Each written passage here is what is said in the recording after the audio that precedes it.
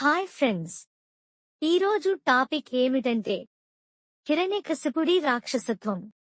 హిరణ్యకశిపుడు తన కుమారుడు ప్రహ్లాదుడిని విష్ణుమూర్తిని పూజించడం మానిపించేందుకు చాలా ప్రయత్నించాడు.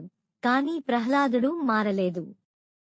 చివరికి కోపంతో హిరణ్యకశిపుడు ప్రహ్లాదుడిని చంపడానికి నిర్ణయించుకున్నాడు.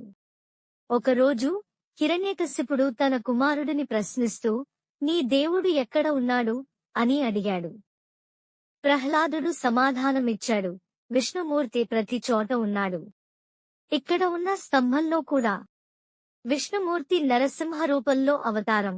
హిరణ్యకశిపుడు ఆ స్తంభాన్ని కొట్టగా స్తంభం నుండి నరసింహ రూపంలో విష్ణుమూర్తి అవతరించారు.